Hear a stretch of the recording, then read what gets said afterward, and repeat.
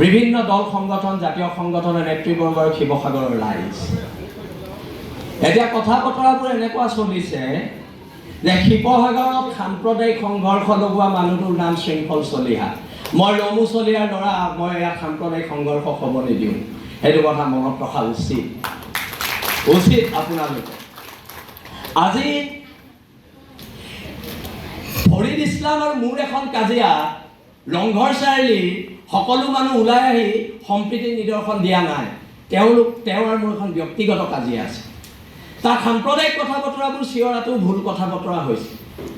অকল সংযম কিয় আমি হ'ব লাগে?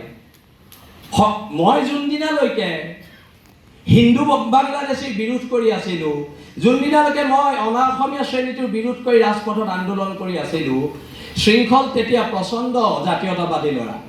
তাৰ পিছৰ পৰ্যায়ত যেতিয়া আমি সন্দেহযুক্ত মানুহৰ বিৰুদ্ধাচৰণ কৰিলোঁ, শৃংখল তেতিয়া সাম্প্ৰদায়িক। এই কথা বতৰাবোৰ নহ'ব। শৃংখল সাম্প্ৰদায়িক কিয় নহয় জানে? মই সেইদিনা গুৱাহাটীলৈ যোৱাৰ আগত মোৰ স্কুলীয়া বন্ধু ৰিয়াজৰ খুব গা বেয়া। মই এইবোৰ কথা বতৰা ফেচবুকত দিয়া নাই আৰু মই ৰিয়াজক লৈ ৰাজনীতিও কৰিব বিচৰা নাই। ৰিয়াজক ডিব্ৰুগড় মেডিকেলৰ প্ৰিন্সিপালৰ লগত কথা পাতি মই নিজৰ পইচাৰে এম্বুলেন্স ঠিক কৰি দি ৰিয়াজক মই নিজেই দাঙি এম্বুলেন্সত তুলি ডিব্ৰুগড় মেডিকেলত পঠিয়াইহে মই গুৱাহাটীলৈ গৈছোঁ। সেইটো হৈছে শিৱসাগৰৰ সমন্বয়। এই কথা বতৰাবিলাক চলিব। আমি কম, আমাৰ মনত ক্ষোভ আছে, আমি আমাৰ কথাবোৰ কম। আজি না কংগ্ৰেছৰ কাৰোবাৰ লগত মোৰ কথা বতৰা হৈছে, না বিজেপিৰ কাৰোবাৰ লগত কথা বতৰা হৈছে, না ৰাইজৰ দলৰ কাৰোবাৰ লগত মোৰ কথা বতৰা হৈছে। মোৰ কথা বতৰা হৈছে জাতীয়তাবাদৰ ওপৰত। মোৰ কথা বতৰা হৈছে অসম নামৰ মাজনী কেনেকৈ বাচিব তাৰ ওপৰত। এতিয়া সংবিলাক অকল বেলেগৰে আছে নেকি? আজি মনিৰুল ইছলাম বৰাক আপোনালোকে সোধক শৃংখল চলিহা ঘৰ কেনেকৈ চলে। আজি যদি শিৱসাগৰ বিধায়কজনে কয় মই হিমন্ত বিশ্ব শৰ্মাৰ পৰা পইচা লৈছোঁ, নিশ্চয়কৈ মোৰ ঘৰৰ মানুহৰ গাত লাগিব, মোৰ গাত লাগিব।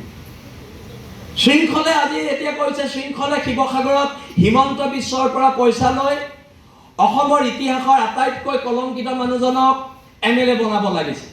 মই MLA বনাব পাৰিম নেকি? শিৱসাগৰ ৰাইজে MLA বনাব। মই পাৰিম নেকি কাৰোবাক MLA বনাবলৈ? আমি কাৰোবাক সমৰ্থন কৰিব পাৰিম, MLA বনাব নোৱাৰোঁ নহয়। ইয়াত 1,20,000 30,000 ভোট আছে, সেই মানুহখিনিয়ে ডিচিশ্যন ল'ব। বাৰে বাৰে মোক যদি কৈ থাকে বিজেপিৰ দালাল, মোৰ তাত আপত্তি আছে। শৃংখল চলিয়াই বিজেপিও নকৰে, কংগ্ৰেছো নকৰে। আমি জাতীয়তাবাদৰ কেঁচা তেজ খাই ইয়াত আছোঁ। আমি ধৰ্মৰ আফিম খাই বহি থকা নাই। না মই হিন্দু, না মই মুছলমান, মই অসমৰ খিলঞ্জীয়া স্বাভিমানী অসমীয়া।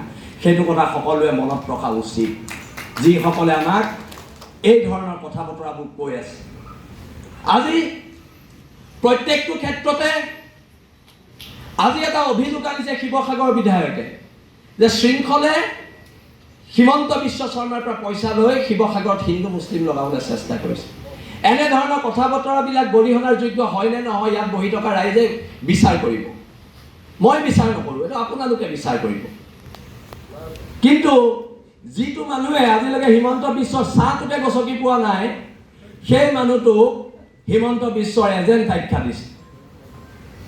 সেইকাৰণে মই কথা বতৰাবিলাক স্পষ্টকৈ কৈছোঁ, শিৱসাগৰত কাৰোবাৰ ৰাজনৈতিক লাভালাভৰ কাৰণে শিৱসাগৰত এনেকুৱা টুলুঙা আৰু সাম্প্ৰদায়িক কথা বতৰা হ'ব, সেইটোও হ'বলৈ দিয়া নহ'ব। কিন্তু সেইটো স্পষ্টকৈ আমি কৈ দিছোঁ।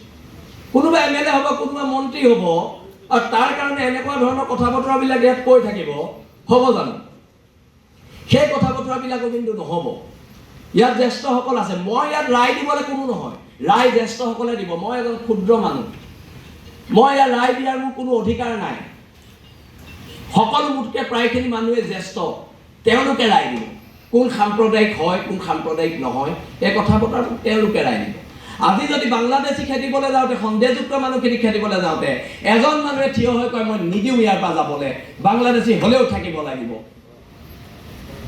তেতিয়া সম্প্ৰীতিবিলাক কোনে নষ্ট কৰিছে?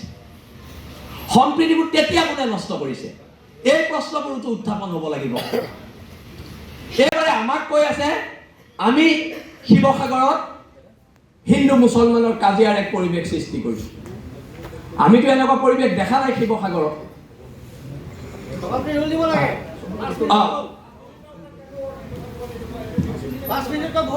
আৰু অনাগত দিনত এখন ঐক্যবদ্ধ সংগ্ৰামেৰে জাতি বাতি ভেটিৰ স্বাৰ্থত আমি সকলো খিলঞ্জীয়া মানুহ একত্ৰিত হ'ব লাগিব আৰু খিলঞ্জীয়া মানুহ একত্ৰিত হৈ চাওলুং চুকাফাৰ আদৰ্শৰে যি চাওলুং চুকাফাই সাংস্কৃতিক জাতীয়তাবাদৰ ভেটি গঢ়ি গৈছিলে সেই সমন্বয়ৰ ভেটিৰে আমি আগবাঢ়ি শিৱসাগৰ ৰক্ষা কৰিব লাগিব, শিৱসাগৰৰ জনগাঁথনি ৰক্ষা কৰিব লাগিব। ধন্যবাদ। জয় অসম।